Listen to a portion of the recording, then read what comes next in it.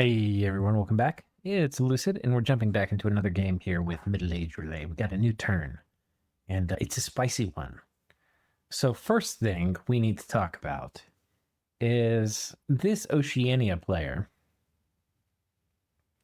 If you recall, there was a time when I talked them into peace.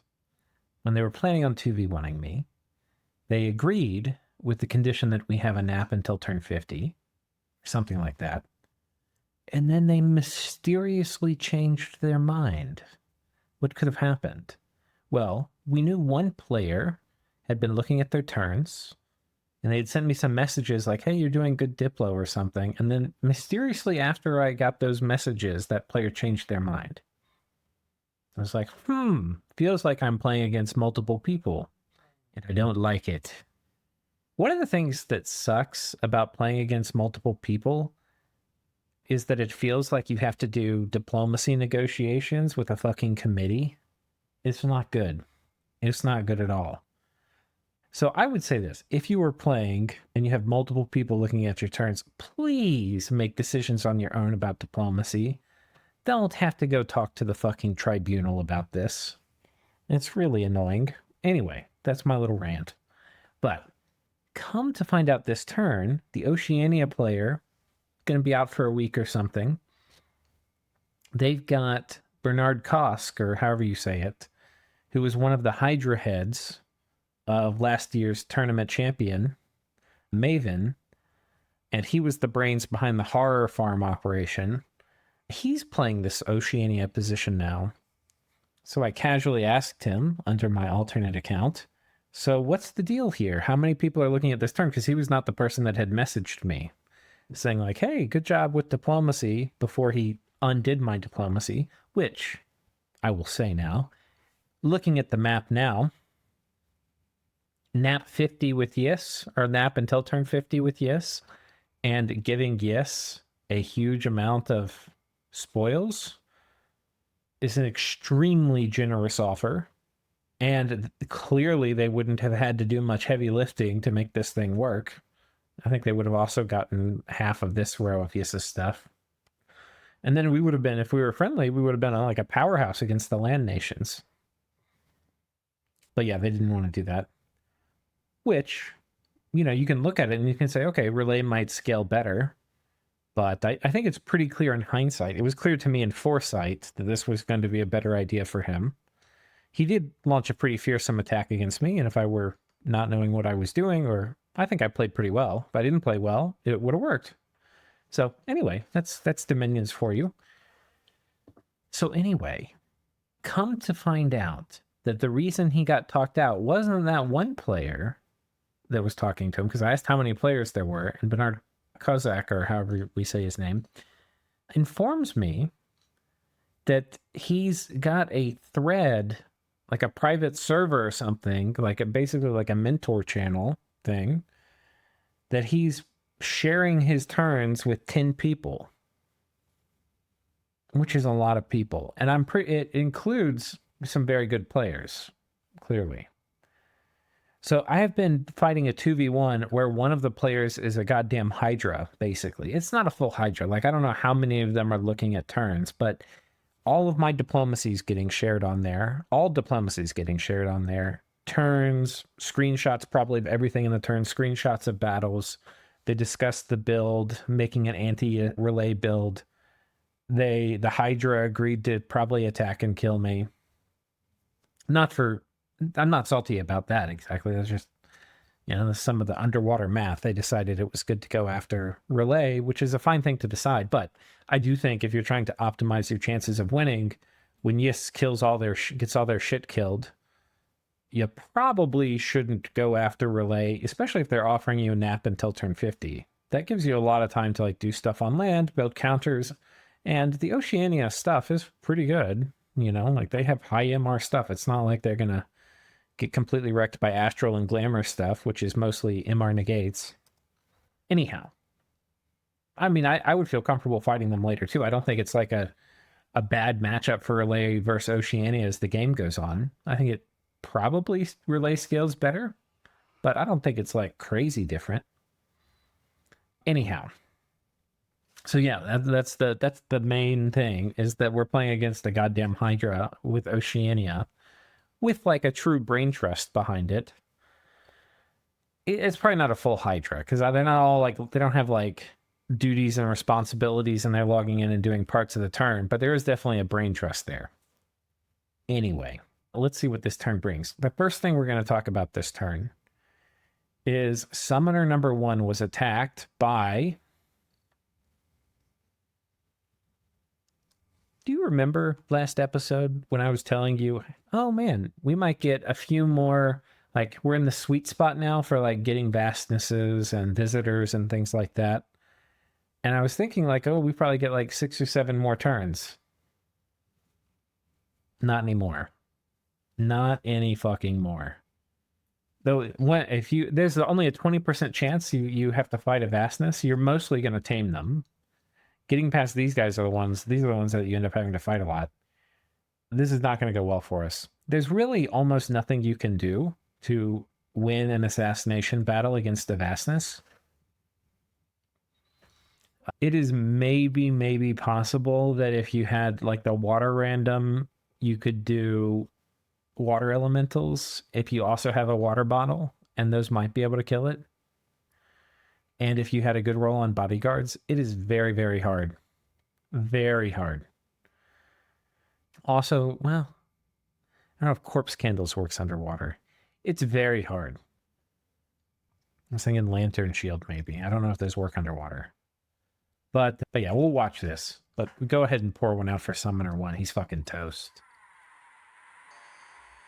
So I have two mind blasters on my side, and then this guy's going to be able to cast spells. And they've paralyzed him, but that doesn't matter versus an 8. So he's going to keep... You can see he's casting Mind Burn at me. Now we have pretty good MR, but now we get hit, and then we rout. Right here, we got hit in the head with Mind Burn. We lost an eye, because we got zapped in the head. Like an eye popped out. This is not good. Now, the reason this is bad is we lose this summoning skill 10, and we have to go all the way fucking back down.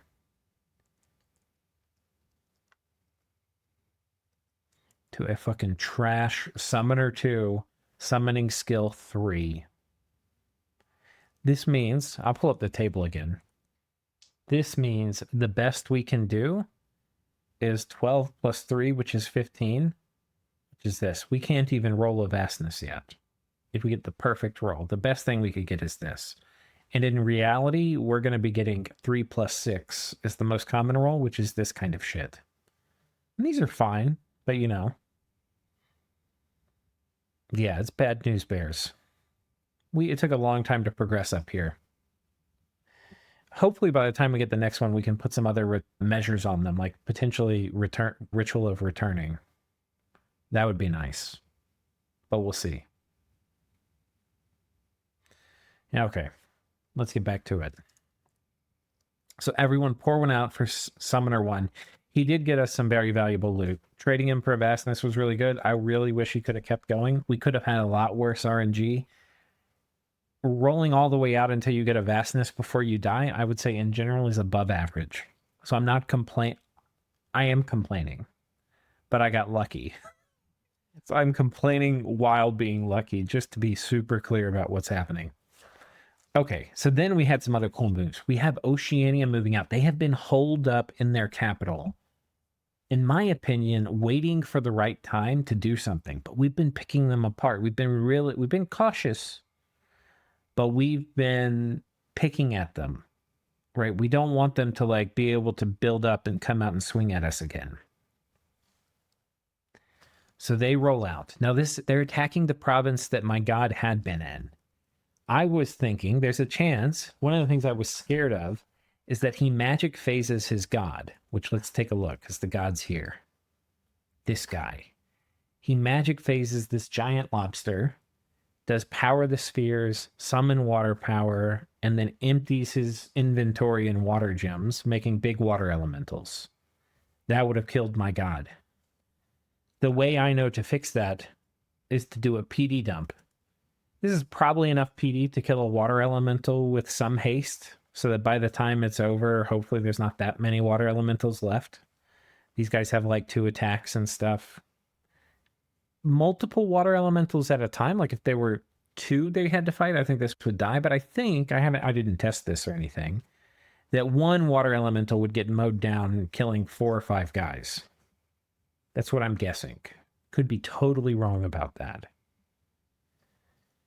I thought with that, there's a good chance my god can then, and then my god also is going to have Mind Blast, so it'll try to zap his god too, once he's off script. Okay, so this is basically the plan that I had. Then I was thinking, okay, if he does some light raids, I already did PD dump. This is like 24 PD, or 23 or something. I can't remember the exact number. I put a fair amount of PD here.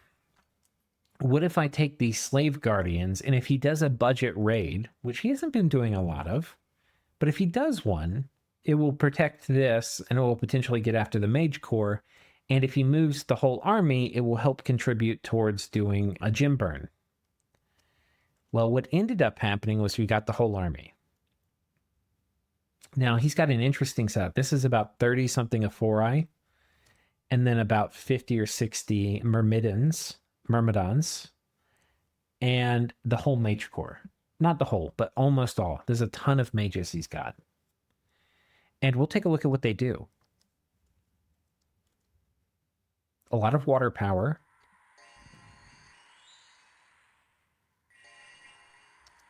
We have some quicken self, some liquid body. So a lot of these guys did water power, and they're now water 2. Not all of them. Like that guy did. So a lot of the water ones are water 2 now. We see a Winter Ward get cast. That is... Oh, that's lesser Winter Ward. Oh yeah, here it says it. That doesn't cost any gems. You can now do an AoE 1 resistance buff. That's nice. That's new in Dominion 6.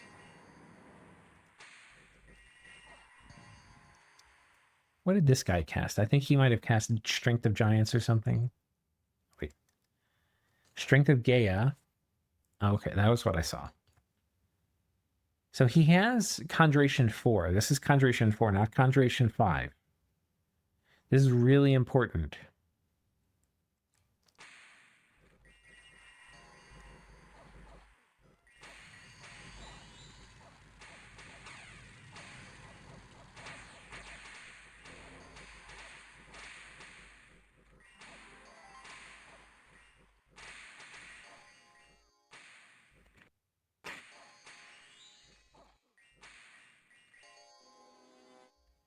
Now, there were some things that we saw Swarm get cast as well. So we know he's at Alt 4. These little shrimp are from there. So also a lot of these guys are on... It's like these guys are on attack. So he's got a lot of these commanders. Right? And these commanders... So what happened was he basically did 5 turns of buffing with everybody on bodyguard. Then he had some guys, like this guy is doing advance and cast. Some guys were doing attack. This guy, 1, 2, 3, 4, 5, 6, 7. This guy's probably on advance and cast. Pretty much all the mages seem to be on advance and cast. Yeah, advance and cast. We'll watch it again, because it's going to be pretty important. 1, 2, 3.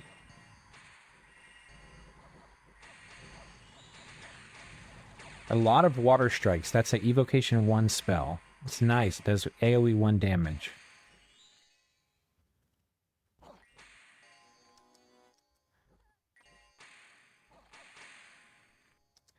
So this was aimed to kill my god. I kept my god there because I have been kind of letting my god chill in places. And it would have done it, I think. I'm pretty sure it would have. We'll look at a few more details here, actually, before I pull out.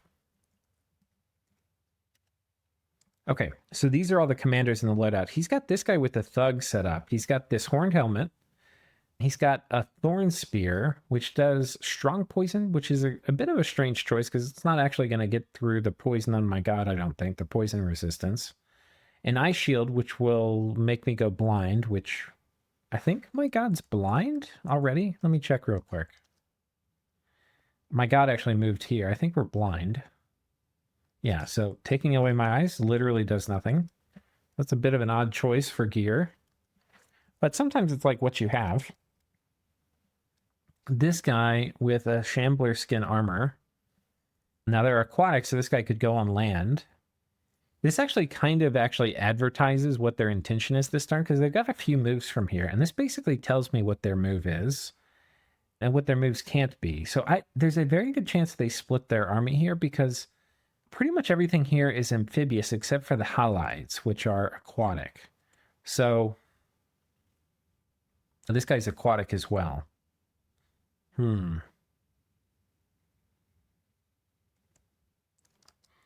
Yeah, the sirens aren't aquatic. So there's actually a decent chance that these guys go on.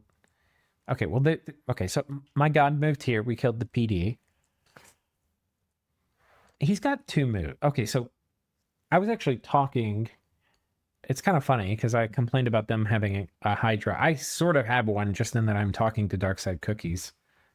I don't think I've really changed. I'm not really taking. We're chatting about things and he's giving ideas at times, but I'm not. I haven't changed it. I'm more letting him know it's just fun to have somebody to talk to, and he's a friend. So, but I'm not playing this like a Hydra. Darkside Cookies hasn't seen my turn and things like that. Anyway, what was I going to say? So it was kind of funny because I was telling him that I think the best move for Oceania in this position, the previous turn, is to ride north into Ys. Because if he rides with a significant enough army, the things I have here won't be able to stop him. And if he rides south, because okay, what are Oceania's options when you get down to it? They could try to raid, but if they raid out, they have a risk of having my god or my army jump on them, so it's really risky. They could ride south. The problem if they ride south is they're going to have to fight my whole mage corps, and they will lose. I'm pretty sure. Unless they had some critical tech, which they're close to, right? Because they have, we know now, Strength of Gaia, which is Conjuration 4. The research that they have is Conjuration 4, Alt 4, and then Enchantment, I think they have Enchantment 3. I don't think I've seen any evidence of Enchantment 4. Yeah, I haven't seen that. So they are Conjuration 4. I don't think they're 5 yet. They could be, right? They could be hiding it. They're Alt 4. They're Enchantment 3.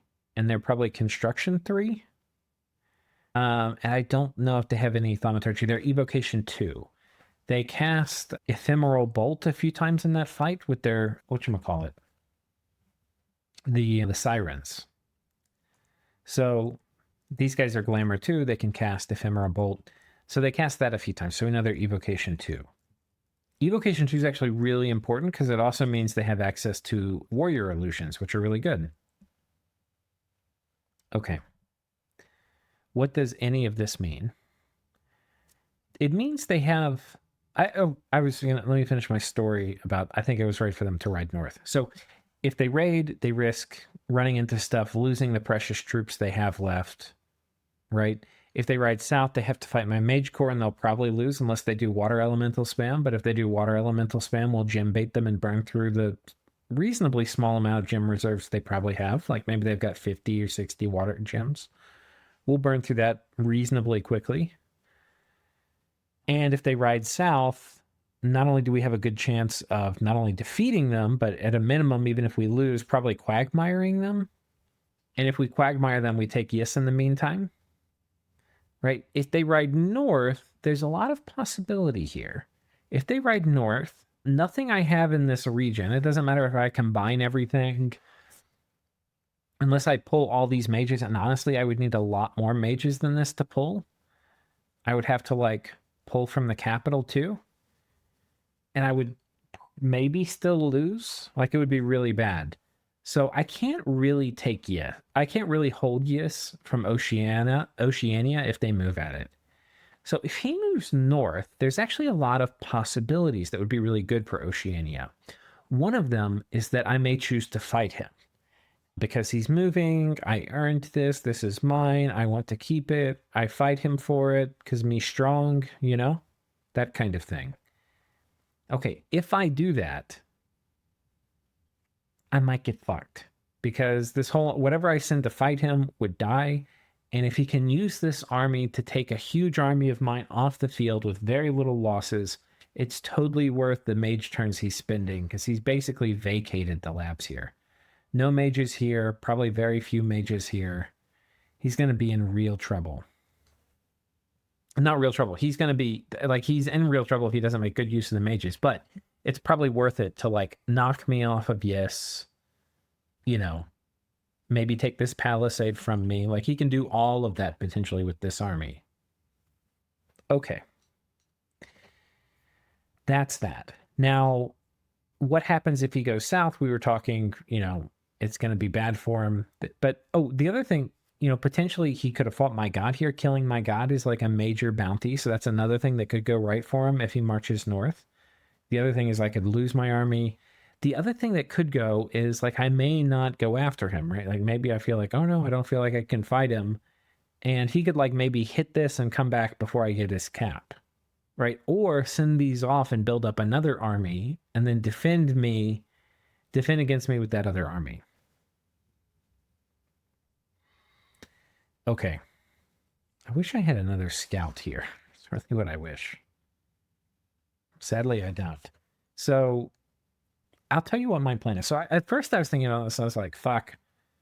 Yeah, I lost the slave guardians. That's not great. We did burn a couple gems. It was just that swarm cast. I think that was the only thing that used gems that was there. And he might have surprise scouts hidden here that are going to put a ton of gems on some of these guys for an important fight. I would kind of expect that. That would not be a weird thing. That would be what I would expect. So at any time, maybe he hit Conjuration 5. There's no way for me to tell unless he reveals it. All I know is he has Conjuration 4. Let's see if there's any Conjuration spells that are 5 that I might be able to see in combat.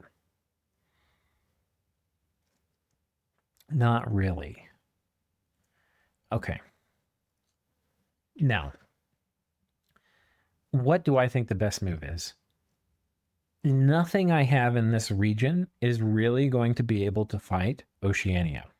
We're a little bit boned. Wherever he goes, he's going to get. We have a 41 PD dump here. He can just walk up and take it. There's nothing I have. There's literally nothing I can do this turn if this were my entire focus to defend this. Okay? This is effectively dead if he chooses to do that. Because the player swap, they may have forgotten that there's a PD dump here. Unlikely, since it's not really a real sub handoff, since they're basically hive minding this. But things have happened like that before. What I expect they're going to do, I think they have two options. I think the smartest move is probably if they can split their army and take both of these. And if they can split their army and take both of these, that's going to be a 220 something gold per turn I'm going to lose. The important thing is especially this water province. This water province needs to be, because this is where I could teleport my god, needs to be very, hug proof. But I think I have a play. Because I think it's very likely he's going to go this way. Just having this guy run around with all these mages is a huge waste if he's just doing counter raiding. Right? So I think these guys are heading north.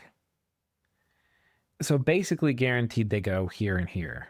And if I could liquidate this PD dump, I totally would, because it's basically going to be worthless now.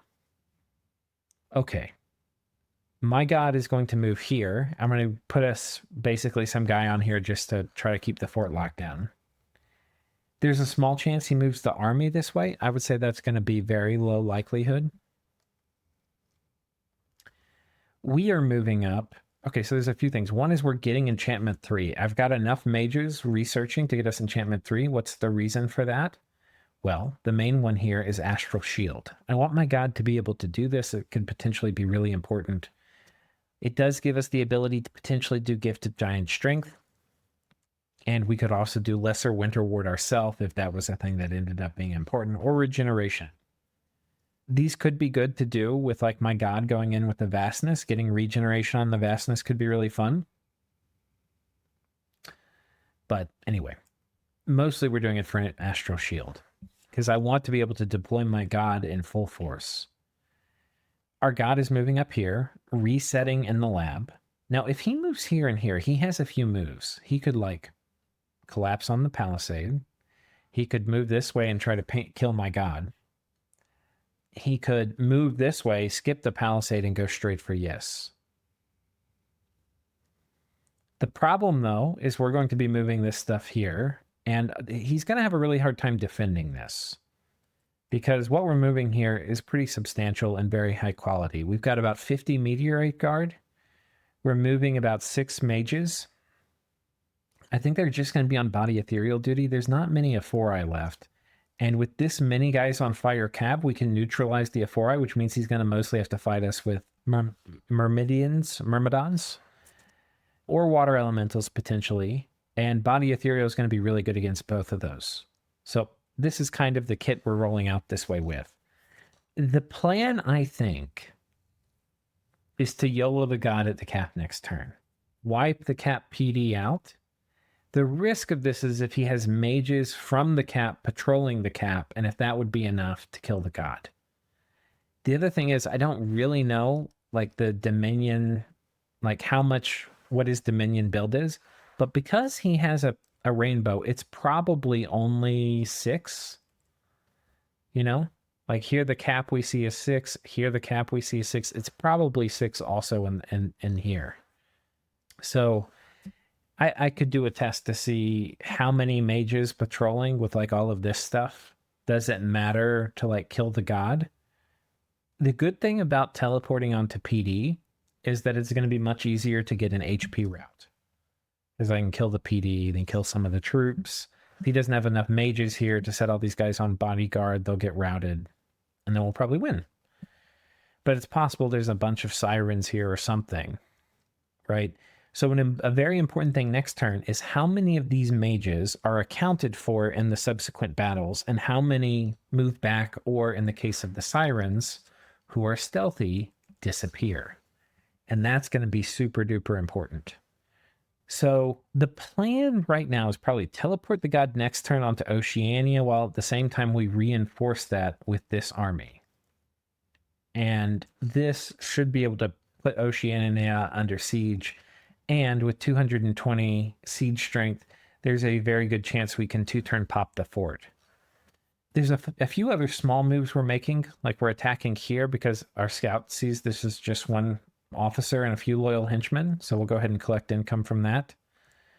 The other moves we're making is we're actually going underground here.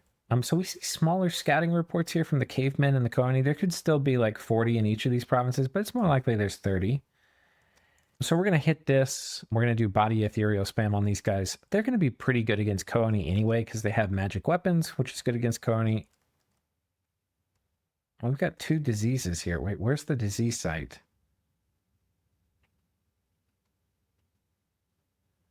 Huh. Yes is death 2.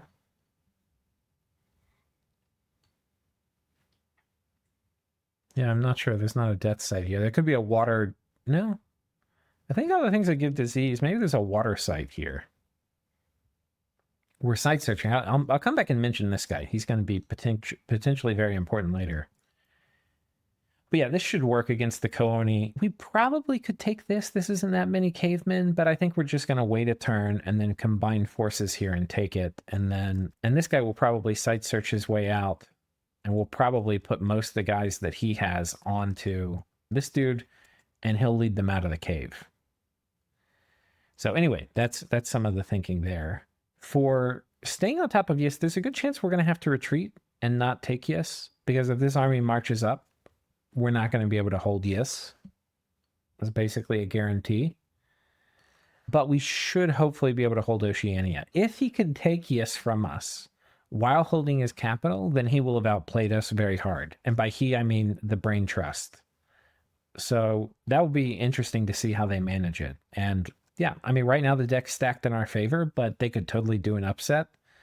And then it's going to be basically what Oceania hoped for, I guess, which was an extremely grindy war with no clear winner, which is what I was worried would happen and what I've been working very hard to avoid, even though I was very fearful it would happen. For it to not happen, I had to kind of outplay them. So we'll see if we can continue doing it. I was going to get my first new temple this turn. I was going to build a temple here with this guy, but instead I've set him to preach because I wanted to max out recruitment. So we'll be trying to do that here. How many more of these guys can I get if I think it's better to do this. We're still making a lot of Illithid soldiers. They're really expensive in terms of upkeep and all this stuff, but I think we still need more. I'm kind of tempted to like, oh, it'd be nice to get temples up because our Dominion is probably starting to suck. Yeah. We really need temples. So, especially like if we have Statist Dominion coming in here and stuff. So, we really need it, but I also really need Oceania dead. And right now, Oceania dead is more important than temples. So, we're doing a little bit of prioritization and triage here. By the way, there's also a chance I put like 4 PD or 6 PD here, and then this guy's going to die, which is like minus 100 gold. But I think it's worth it to risk it.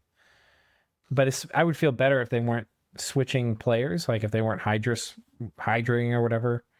Because the player switches, a very good chance they look at it and they're like, okay, let's add 1 gold. The reason they might not is they probably don't have a ton of gold to max production. So they probably want to do that first. But yeah, I think that's... Is this guy stealthy? No, he's not. It would be kind of cool if I stealth moved here and then he showed up with the army here. But no, we're going to teleport. Okay, what are the big opportunities for me? Well, one of the things is this guy, I can teleport gems. So there's a new spell in Dominion 6 called Teleport Gems. Here it is. Teleport up to 10 gems to another commander, costs 2 pearls. We could send Earth Gems to this guy. And then we could give him a very nice script with like quickness, stone skin, strength of giants, which is really good on my god, body ethereal, and have him, you know, join up basically with my god. And that would be really cool. And then they have a chance to win like this in a fort battle like this. The problem is we are going to get killed by warrior illusions with this full army. So we also can't really use our god here on Ys's cap. So we'll kind of have to see. If they move on Ys's cap, there's potentially... So if he moves everything north, which he kind of can't do because the god can't move north, it's not really clear exactly what he's going to do. Like there's a pretty good chance the god moves back here, but everything else moves north. It's going to be really interesting to see how they split their troops. But this is the thing. If they start taking fewer than mages out, things like that, then it's going to be much more likely I can find something to pick off with my god. But one of the things we're doing to deal with this warrior illusion bullshit, which will kind of kill me because false damage, is we're sending a bunch of pearls and some nature gems to Asphodel. Now, Asphodel is losing, but they have construction researched. And they are going to alchemize them. I sent them as pearls so that if they luck into some glamour gems, they can maybe save some of the pearls. And anyway, they're going to alchemize them to glamour, and they're going to build me the little glamour item that lets you regenerate false damage. And just a little bit there should go a pretty long way. But it could still go pretty sideways. It matters how many like sirens are there. The other thing we'll have to potentially consider with our god is having him do returning if they attack into us from here. So that's also reasonably likely. The thing I have to manage is if he comes out and he doesn't doomstack, he's like fanning out, taking all this Ys territory, that could be a major problem. Like it would really potentially let them back in the game. One of the things I really want to do is not let them fan out. So the way I need to do that is keep my god alive and punish things that they fan out with that my god can kill. My god can't really fight them on Ys. There's too many Dominion points, 7. But we can potentially fight a pretty big army if we have the slave mage with Earth Gem supporting him. So that's going to be another thing we're kind of looking for an opportunity to do. But the main thing is if he takes this full force, like doesn't bring the god back and things like that, we probably can take his cap. And if he sends a smaller force, so if he takes the full force, we can take the cap. If he sends a smaller force, there's a chance that everything we have up here will be able to kill him. Because we're making more illithids. We have a fair amount of stuff, including a decent number of illithids with more coming. And we don't have much mage support, but we'll have some. And it's possible we can kill them. So we'll have to be looking at, exactly how we manage that. So basically, this is the problem. He's lost a fair amount of his armies, and he's got more stuff he needs his armies to do than he really has. And on one hand, he needs to fan out and control land. On the other hand, he kind of needs to stick together so that we can't pick him off. And our job is really going to be to exploit that to the fullest. Whatever he's doing, we're going to try to fuck with him in the other direction. If he doom stacks, we're going to try to, let's say he moves everything here. Then I basically know his next move. He's probably going to move everything on top of the palisade. What's my move? I'm patrolling this turn instead of moving this guy inside the palisade. Why? So that I can move behind him and take this. If he were in the palisade and then he's here next turn, then when he moves into the palisade, I can't raid behind him. So I want to be able to raid behind him, cut him off, right? So that's basically the plan. Now, this is Shark Tribe, so he could PD dump this and kill these guys for sure. But he's also poor. The other thing we can do is we can take this province from him. This will be pretty good to get. So when we go from here onto the capital, we can probably find a small contingent and, break off and try to take this as well. That would be really nice. Let's take a look here. There's another battle here with Yes. So this one we took, this was the swamp. There was hardly anything there, 6 PD. This province we tried to take from Yes. And there are Morvarks here. You remember there were some guys that weren't really accounted for. They had raided us. We didn't know where they went. Well, here they are. They're sitting right here. Fortunately, these guys didn't get blessed, and I think that's mostly because we zapped this guy turn 1. He tries to bless, but his spell casting's interrupted, so that was really fortunate for us.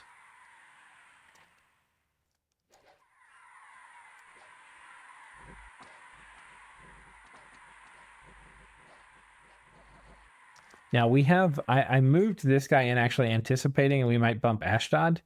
I'm really glad I did because I actually put quickness on these guys. We also got body ethereal on them, which is not going to help against that much, but it helps against the hoof.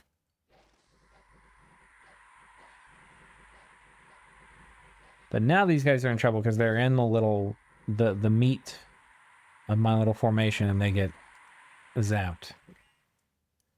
Ooh, how I love killing little Morvark ponies. So we lost 4 illithids, which we kind of need, actually. We need these guys against Oceania, so that's a bit of a travesty. But we killed a Morgan champion and 4 more ponies, which is an amazing trade. These guys are 50 gold. This guy's 380, and these guys are 115. So we traded super well. The Star Child retreated. He ended up retreating successfully, so we didn't lose him, thankfully.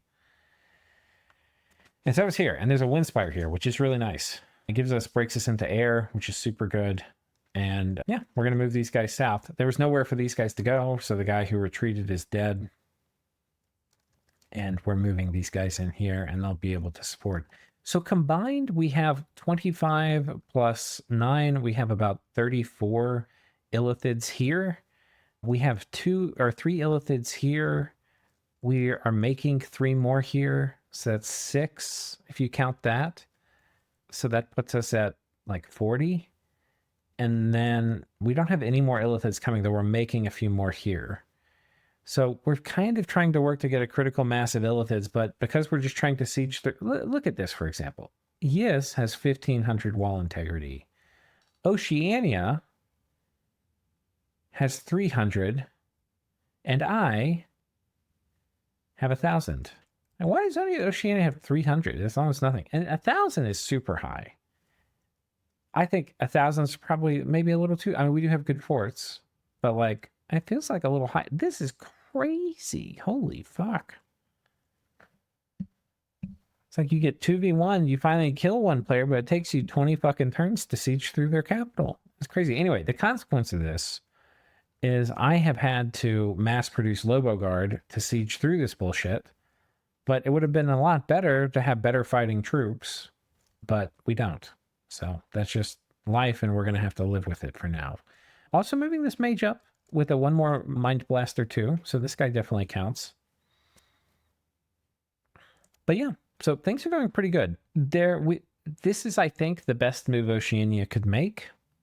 I think this gives me many ways where I can fuck up, but it's also very risky for them. It gives them ways they can fuck up. I'm very concerned about sending something on their cap. I wish I had scouts, but so far I haven't been able to find any scout provinces or underwater scouts. I'm making one here this turn, I believe. Or where is it? Here. We're making a scout. So that will be super useful, but I haven't managed to find any. Anyhow, I would love to park a scout on their cap just so I get a better idea of what's inside, like mages especially. So, yeah. And I don't know how accurate the mage report here is. It's probably not very accurate. Like this, we can't even see the sirens in this report. So that's where having a scout on would be better. It'd give us a little bit better scouting reports. So we'll have to see. If a lot of these mages are missing, I'm almost certainly not going to magic phase my god.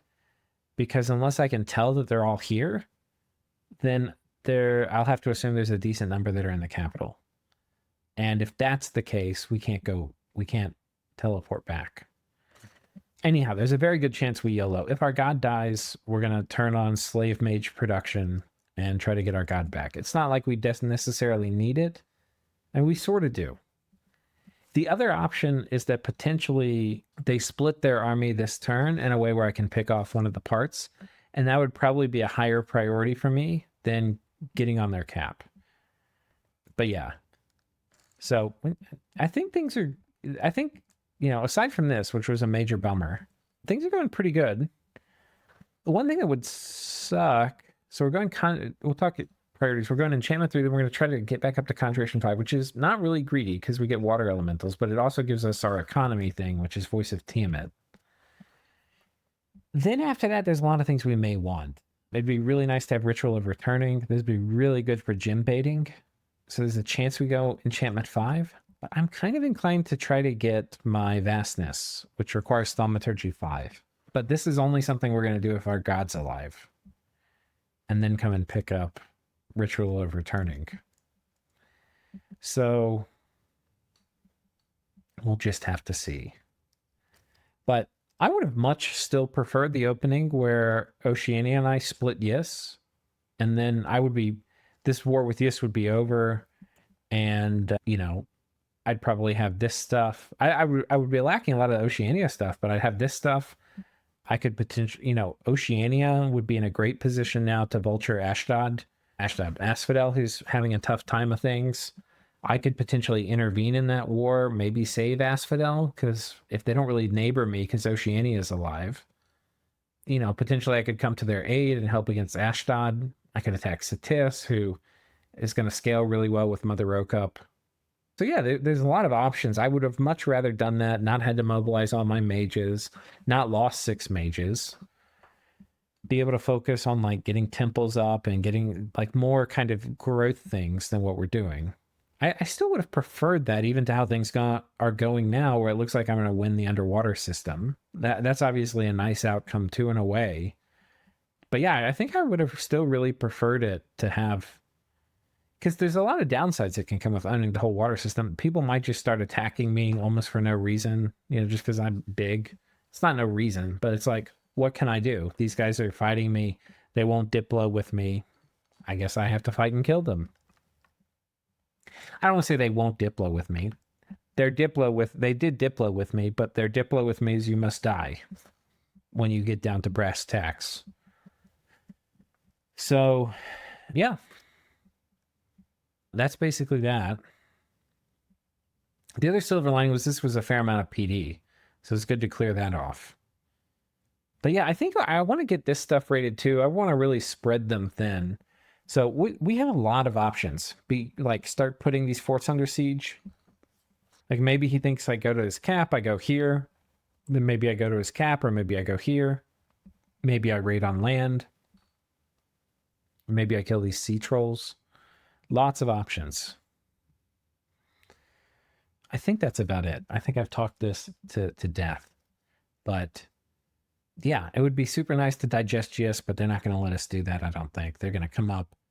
And it's going to be a pretty exciting turn. Oh, there's definitely some stuff I got to show you still. Let me pull up some test games. Okay, this one's kind of funny. This is everything I have in the Yis region about. It's 30-something mind blasters, probably about... I could get more than this if I abandoned my cave adventure. But I think it's actually would be a mistake, because I actually need that income. And if I'm not confident I can actually take a fight, then not getting the caves and not taking a fight to defend Yis, probably a problem. I have a few more than this too. I think I have like 56. But bunch of slave guardians. I don't know if I have quite this many Lobo Guard. And then this is I've scripted the Oceania thing to be approximately what he has. So this is about how this would go. Oh, big Yis army. Tiny Oceania army. This is basically what I thought would happen, but I just wanted to see, because I don't have a ton of intuition for these underwater fights.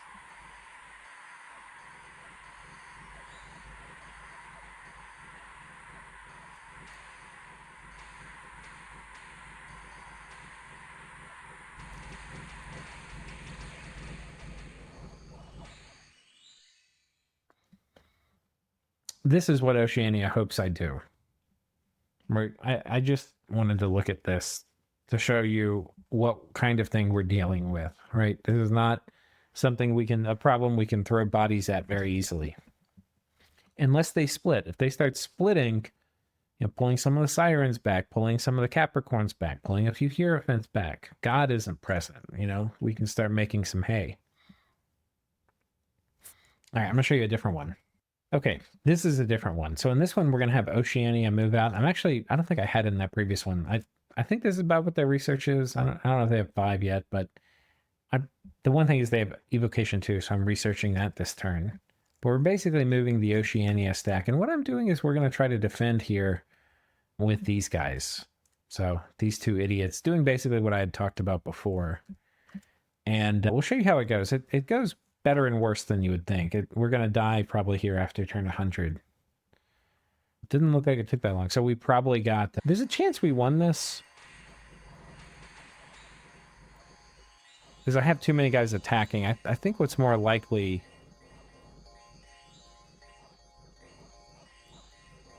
is he's going to... I had more people attacking. It's more likely there's more mages casting spells at him. But you can see we're starting to get false damage because the illusion warriors are coming out. A lot of false damage now. 24.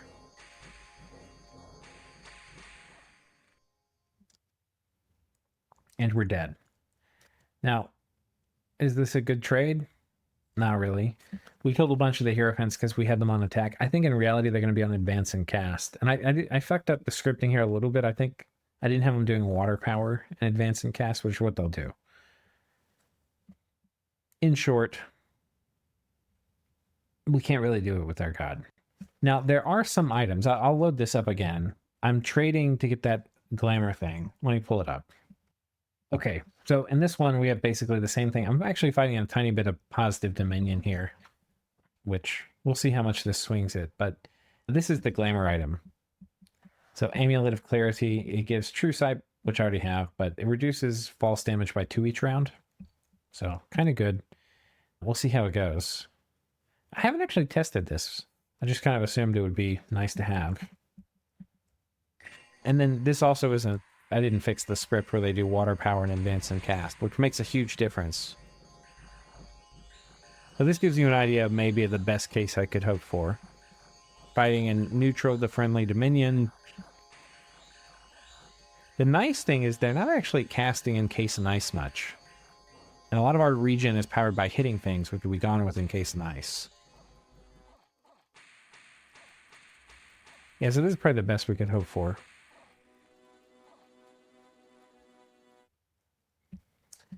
Now, this was with the fluffer, which means I can't really magic phase doing this unless I had like an earth random capital mage, which we can get, but it's a 1 in 4 chance, and we don't have one yet, or 1 in 2 chance.